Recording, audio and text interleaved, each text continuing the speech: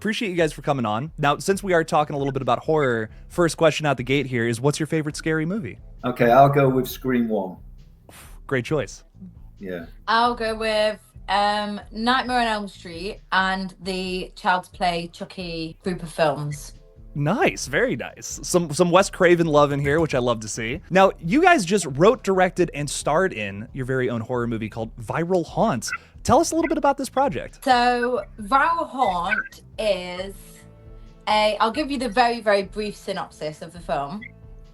It's a movie about influencers, YouTubers, sort of thing, celebrities, like the new age celebrities where they're famous online. Those sort of things. There's 6 of them. There was originally 2 of them, and they started a group called Haunt Hunters, where basically they go to haunted places and they vlog what they find. And they started to become famous because of that. They added more of their friends into the group. But after time, they realized that when they weren't getting much activity, they had to fake it in order to get views. And obviously they got a bit power hungry, money hungry and stuff, and started faking everything.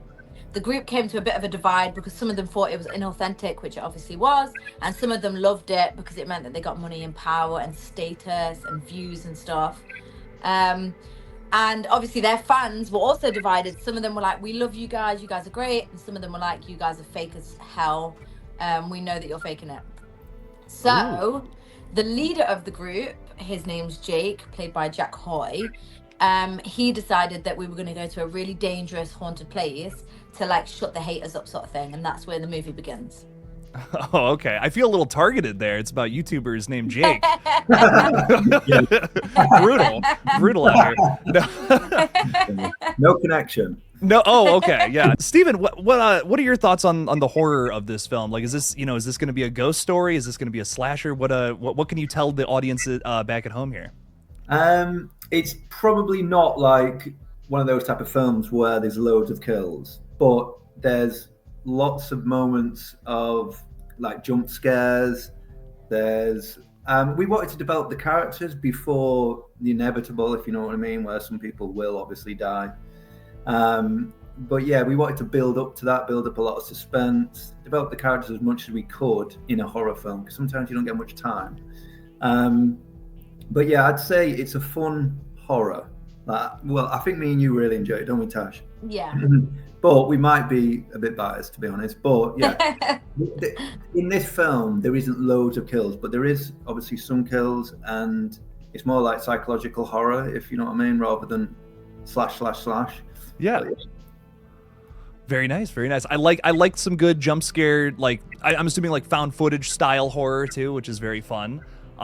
So with that though, this movie obviously very similar to something like Grave Encounters or Deadstream. How do you guys have your movie stand apart from other genre favorites? I think the difference is, so I've not seen either of those 2 films, but when I explained this plot to somebody did mention Grave Encounters, and I meant to watch it, but I didn't, so I can't tell you the differences, but I can say that we specifically in this film wanted to make sure that in normal horror movies where someone trips over and then they die, or the doors open and they go, oh my god, let's stay, or oh my god, let's split apart, or they don't even try the door, or the window's open but they won't jump from a 1-story building.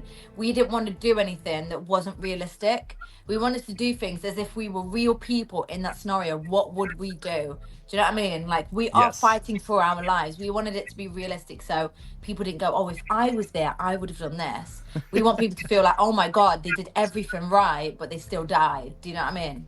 Yeah, a big focus on the characters and being a little more grounded, a little more realistic. I like that. That's really exactly. Yeah.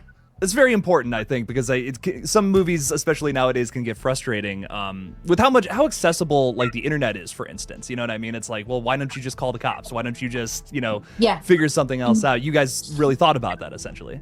Definitely. And also, I would say as well, when you asked me at the start what my favorite film was, the reason why it was Scream 1 is because I remember when it came out, and it was the first film I'd seen anyway that challenged the rules of horror films. If you had sex in a horror film, you're probably going to die.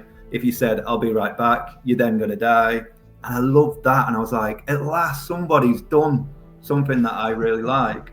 But when we were writing this, That's what I was saying to you, when Yeah. can we just do ridiculous things like halfway through the film, my character, I nearly wrote him out of the story. I just thought, you know, I'm just going to leave the house.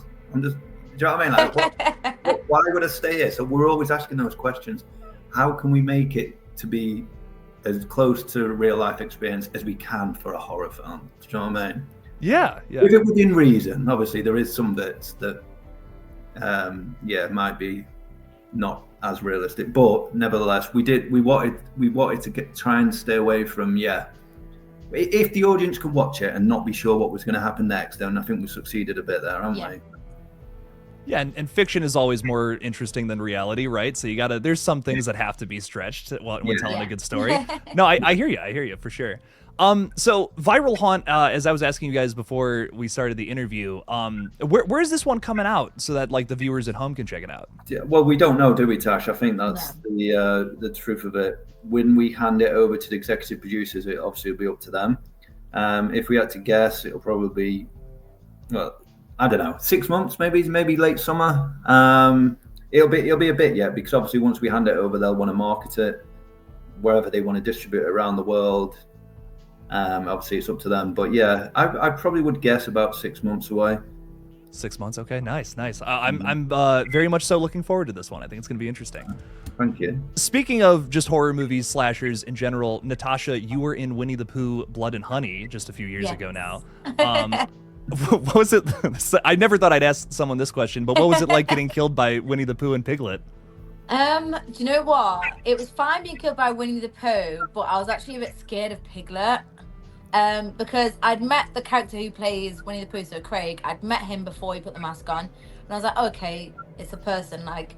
But Winnie the Pooh, Piglet, sorry, I'd not met him previously, so I'd seen the mask. I knew he wasn't a real pig, obviously, but when they're in the mask and you're in that situation, obviously, I was on the floor. I was like laying on the ground. I was freezing cold. It was the middle of winter. It was a really difficult scene to film anyway. And then I had this guy, and them snorts that you hear on screen, he was doing them in real life. So he was going, like, I can't do this noise. I can't do it. But he was making this horrible, like, pig sound. And I was thinking, oh my God, I'm actually terrified. Like, I remember thinking, nothing bad's gonna happen, because I was genuinely scared of this guy. And obviously his name's Chris. He's really, really nice. I met him after, but I remember thinking, oh my God, I'm actually scared of Piglet because of that. I'd not met him, and it was just a weird scenario. It sounds like a lot of fun. It's definitely, I think, one of the better kills from the entire film too. So I'm a fan. Pretty sick stuff. Pretty nasty. Thank you. Speaking of some crazy horror movies, though, Steven, it came up in my research that you played a character called ELON Musk in a film titled Cinderella's Revenge. I have not seen Cinderella's Revenge, but I need some context here. What's going on with all that? Well, apparently I look a bit like Elon Musk. I don't know, do I? I see it. I got asked to do it by the producers that knew Elon Musk, actually. And they seemed to think that I would be a good fit. So, yeah, I only had a small part in that film, but that was a film that came out at cinemas in America, actually. Natasha Henstridge was in that movie. You know, the lady from Species from the mid-90s. I don't know if you... Oh, okay, yeah. I played Elon Musk. Basically, I turned up in a Tesla in the film to take Cinderella to the ball. It's like a bit different, isn't it? A bit of a modern take on the Cinderella story. But yeah. I have to see it. Viral Haunt and Cinderella's Revenge on the watch list right now. Yeah. But getting back to Viral Haunt just real quick here, did you guys have a favorite moment when filming this one, or anything behind the scenes that you can share? Do, don't you? Tasha, yeah. Every single cast member would say this exact moment. I know it. This is everyone's favorite moment. So we're filming a scene. The stills have come out from this scene, so it's a Ouija board scene. We did like the wide. We did a few close-ups. We did some like close-ups on the board and things moving around and stuff like that. And then we got to Steve's close-up, and obviously, like I said, this is very much like psychological horror. So it's like you get in your own head about it. So there is a lot of moments where I would be having to say like, oh, okay, on this line there's a bang, on this line a door slams, on this line the lights flicker and stuff like that. And and we had like different crew members off screen doing each thing. So when I said lies, like the word like, oh, you've told me a lie sort of thing. If I said lies, someone made a bang. And every time he was clapping, but then we got to Steve's close up, and I think to shock Steve, instead of clapping, he actually screamed, but it was like, it came out really strangely and was like, ah!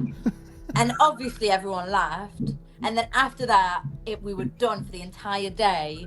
Me and Kelly, obviously Kelly plays Demi in this film. Me and Kelly couldn't keep it together. Every time Steve opened his mouth, we were done. Literally couldn't hold it together. The problem was my character was facing you, wasn't it? And to the right of me was Kelly. So if I was to look up in that scene, I'd have to look at either Tash or Kelly. There was nowhere else to go.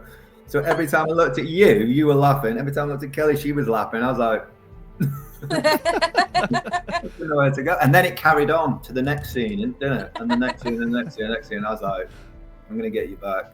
But yeah, it was funny. Isn't that wonderful, like how you can make like these terrifying horror films and have these like absolute blasts on set doing it? Like I love that. I think that's just wonderful to hear. Do you think there's a moment in the film that is the most terrifying, speaking of which? I do. I Do do you? have a moment. What is So it?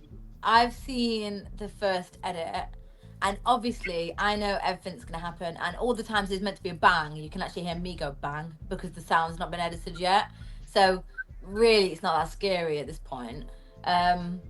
But there was a moment to do with Demi, which is Kelly Ryan Sanson, where something happens to her, and I actually jumped, and that was the only moment throughout the first edit, even though I knew what was going to happen, even though I've seen it all, the sound wasn't edited or anything, I jumped. So I think that moment is going to be quite a scary moment.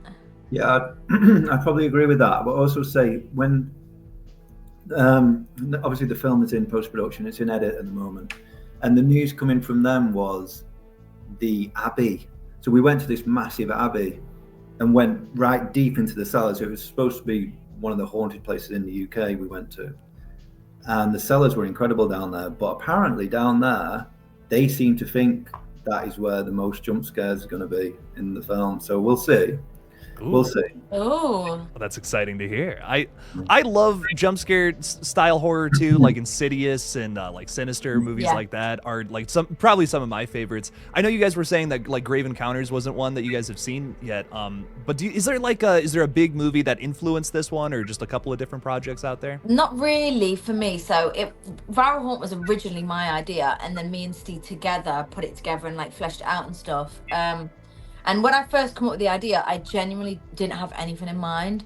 I just like sometimes I creatively come up with something, and then I'll voice note it to Steve and say, write it down quick, otherwise I'll forget. And then he'll be tapping away thinking, God, why didn't you write it down?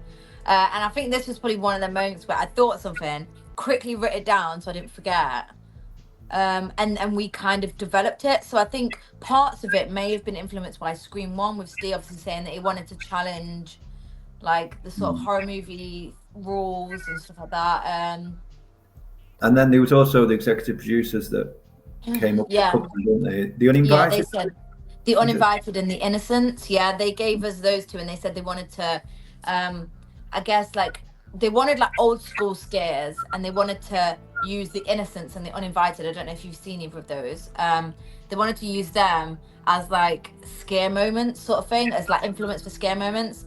And I watched, I think it was The Innocents, and within the first 5 minutes I thought, I can't watch this. Terrifying.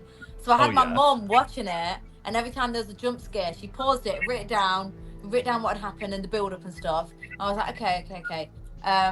So yeah, we have taken big influence from both of those movies to do with like the jump scares, the build up and stuff like that. So yeah, it's heavily like jump scares. It's like constant, you're on your toes sort of thing. Very nice. I'm very excited to see this one, guys. Is there anything else that you want to throw out there about Viral Haunt before this one comes out in maybe 6 months at some point? As long as everyone enjoys it, I think it's going to be quite fun to watch. Like I said, it's not something to be taken mega serious, but it's quite funny to see how the influencers deal with what's going on. Do you know what I mean? Because they're so used to these pranks, and then all of a sudden it's real, and they're like, did you do that? No, I didn't do it. What? Do you know what I mean? And they're struggling to believe something's happening. Yeah. Well, I think that's quite interesting. So we're always reminding the audience that these people are influencers, they're a bit self-obsessed, aren't they? They've also got different personalities when the camera's on compared to when it's off. Yeah. So it's seeing a bit of that, yeah, that I think might be interesting to some people. Guys, thank you so much for coming on. I really do appreciate it. Well, I can't wait to see this movie hopefully dropping sometime soon, and I'll definitely try to do a review for it on the page. Oh, thank you so much. Thank you so much, for having us. It's really appreciated. Thanks for having us. Of course. Yeah, thanks for coming on, fellas. All right, peace out.